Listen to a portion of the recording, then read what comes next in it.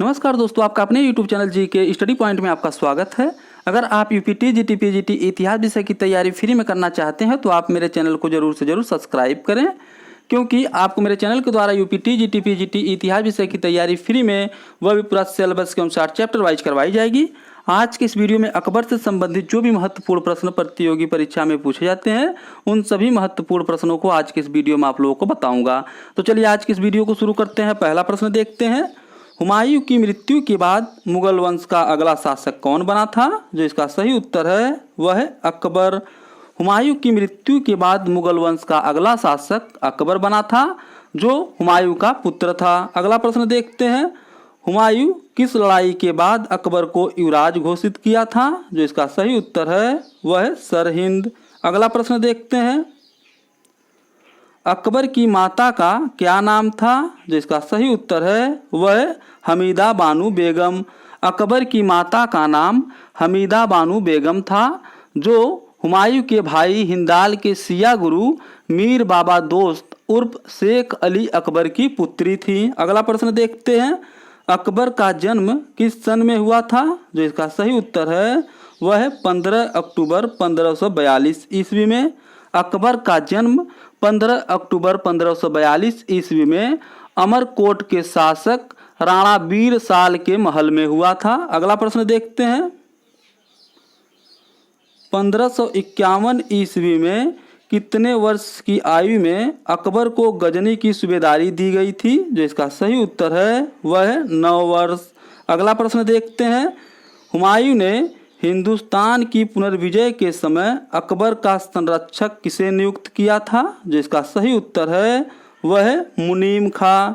अगला प्रश्न देखते हैं, दिल्ली पर अधिकार कर लेने के बाद हुमायूं ने अकबर को कहाँ का गवर्नर नियुक्त किया था? जो इसका सही उत्तर है वह है लाहौर।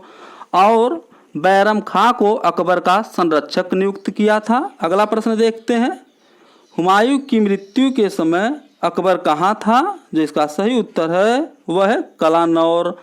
हुमायूं के मृत्यु के समय उसका पुत्र अकबर पंजाब के कलानौर में था और अकबर को वहीं पर शासक घोषित कर दिया गया था। अगला प्रश्न देखते हैं, अकबर ने हुमायूं की मृत्यु के बाद कलानौर में किसके देख रेख में अपना राज्याभिषेक किया था? जो इसका सही उत्तर है वह है बैरम खां। अगला प्रश्न देखते हैं, अकबर का राज्याभिषेक किसने किया था? जो इसका सही उत्तर है वह है मिर्जा अबुल कासिम। अकबर का राज्याभिषेक मिर्जा अबुल कासिम ने किया था। अगला प्रश्न देखते हैं, हुमायूं की मृत्यु के समय अकबर पंजाब में किससे युद्ध कर रहा था? जो इसका सही उत्तर है वह है सिकंदर सूर। हुमायूं के मृत्यु के समय अकबर पंजाब में सिकंदर सूर से युद्ध कर रहा था। अगला प्रश्न देखते हैं, बैरम खां को किस मुगल शासक ने अपना वकील या वजीर नियुक्त किया था? जो इसका सही उत्तर है वह है अकबर। अगला प्रश्न देखते हैं, अकबर का पूरा नाम क्या था? जो इसका सही उत्तर है वह है जलालुद्दीन मुहम्मद अकबर। अकबर का पूरा नाम जलालुद्दीन मुहम्मद अकबर था। अगला प्रश्न देखते हैं, बैरम खां को मुगल बादशाह अकबर द्वारा वजीर बनाकर उसे कौन सा खिताब दिया गया था? जो इसका सही उत्तर है वह है खान ए खाना। अगला प्रश्न देखते हैं, कलानौर में अकबर को कितने वर्ष की आयु में मुगल वंश का ताज पहना दिया गया था? जो इसका सही उत्तर है वह है 14 वर्ष। कलानौर में अकबर को 13 साल 4 महीने की उम्र में अकबर को मुगल वंश का ताज पहना दिया गया था। अगला प्रश्न देखते हैं, पानीपत का द्वितीय युद्ध किस सन में हुआ था? जो इसका सही उत्तर है वह है 5 नवंबर 1556 ईस्वी में। पानीपत का द्वितीय युद्ध 5 नवंबर 1556 ईस्वी को हुआ था। अगला प्रश्न देखते हैं, पानीपत का द्वितीय युद्ध किनके बीच हुआ था? जो इसका सही उत्तर है वह है अकबर व हेमू। पानीपत का द्वितीय युद्ध अकबर व हेमू के बीच हुआ था, जिसमें अकबर को विजय प्राप्त हुई थी। अगला प्रश्न देखते हैं, हेमू उर्फ हेमचंद मूलतः कहाँ का बनिया था? जो इसका सही उत्तर है वह है रेवाड़ी। हेमू उर्फ हेमचंद रेवाड़ी का बनिया था। अगला प्रश्न देखते हैं। हेमू ने किसे पराजित करके कुछ समय के लिए दिल्ली पर अधिकार कर लिया था? जो इसका सही उत्तर है वह है तारगी बेग। हेमू ने तारगी बेग को पराजित करके कुछ समय के लिए दिल्ली पर अधिकार कर लिया था। हेमू ने जब तारगी बेग को पराजित किया और कुछ समय के लिए दिल्ली पर अधिकार कर लिया और स्वयं विक्रमादित्य की उपाधि धारण कर स्वतंत्र शासक बन गया था। अगला प्रश्न देखते हैं। हेमू विक्रमादित्य की उपाधि धारण करने वाला भारत का कौन सा नंबर का शासक था? जो इसका सही उत्तर है वह है 14वां। अगला प्रश्न देखते हैं। मध्यकालीन भारत का नेपोलियन किसे कहा गया है? जो इसका सही उत्तर है वह है हेमू। मध्यकालीन भारत का नेपोलियन हेमू को कहा गया है। हेमचंद की तूफानी विजयों के कारण कई इतिहासकारों ने हेमू को मध्यकालीन भारत का नेपोलियन कहा है। अगला प्रश्न देखते हैं। दिल्ली का अंतिम हिंदू सम्राट कौन था? जो इसका सही उत्तर है वह है हेमू। दिल्ली का अंतिम हिंदू सम्राट हेमू था। अगला प्रश्न देखते हैं। अकबर के शासनकाल में 1556 ईस्वी से 1560 ईस्वी के बीच शासन सूत्र बहुत सीमा तक किसके हाथों में थी? जो इसका सही उत्तर है वह है बैरम खां। अगला प्रश्न देखते हैं।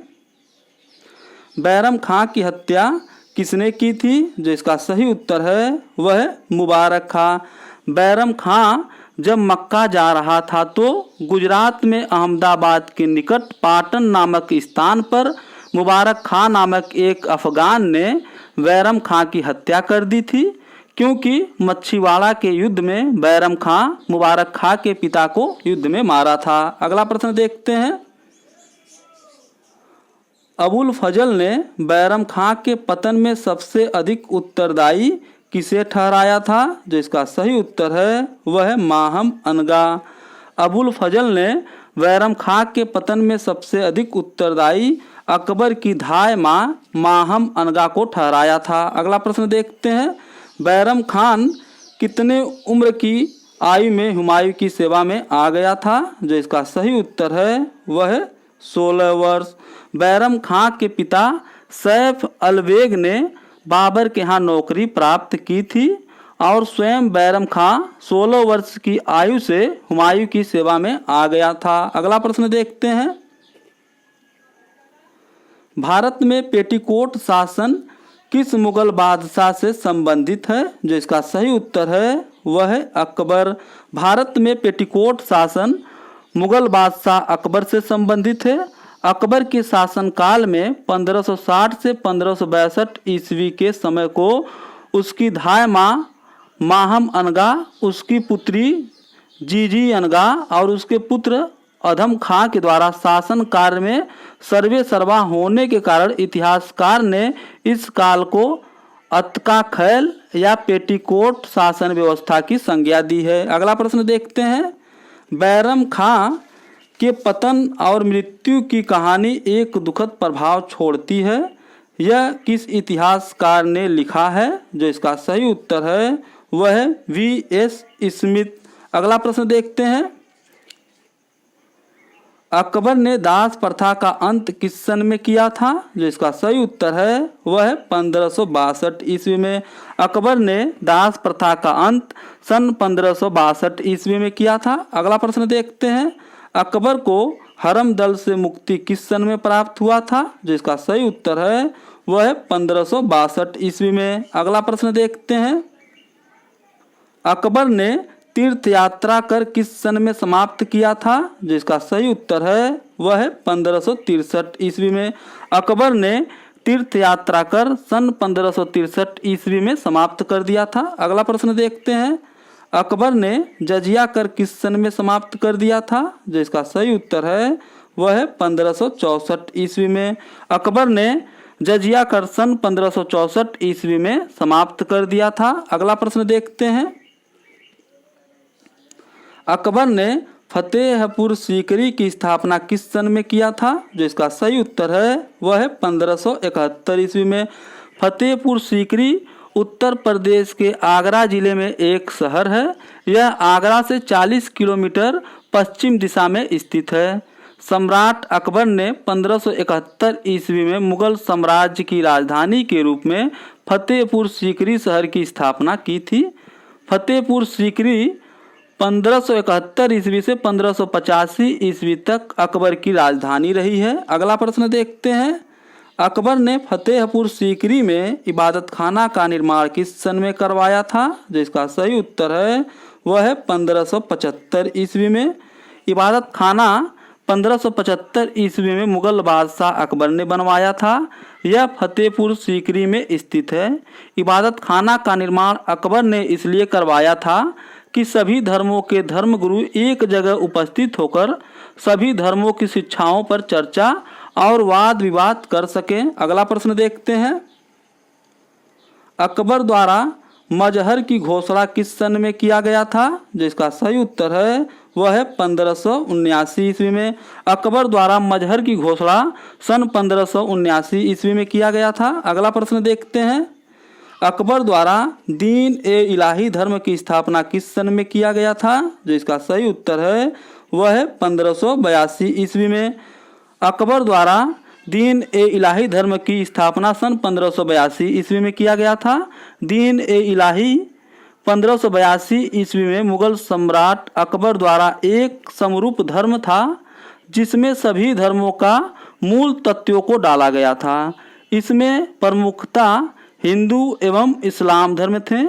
इनके अलावा पारसी, जैन एवं ईसाई धर्म के मूल विचारों को भी सम्मिलित किया गया था। अगला प्रश्न देखते हैं, अकबर ने बुलंद दरवाजा का निर्माण कहाँ पर करवाया था? जिसका सही उत्तर है वह है फतेहपुर सीकरी।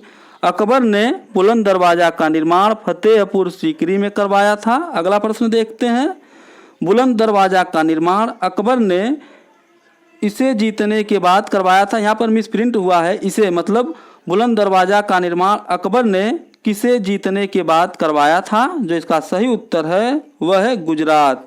बुलंद दरवाजा का निर्माण अकबर ने गुजरात को जीतने के बाद करवाया था। अगला प्रश्न देखते हैं, अकबर ने सीरी कलम की उपाधि किसे दी थी? जो इसका सही उत्तर है वह है अब्दुल समद।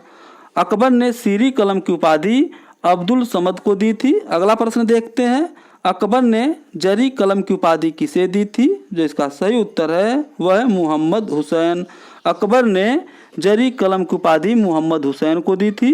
अगर यह वीडियो आपको पसंद आती है तो इसे लाइक और सब्सक्राइब जरूर करें, क्योंकि जब मेरी कोई अगली वीडियो बनेगी तो उसका नोटिफिकेशन सबसे पहले आपके यहाँ पहुँच जाएगा।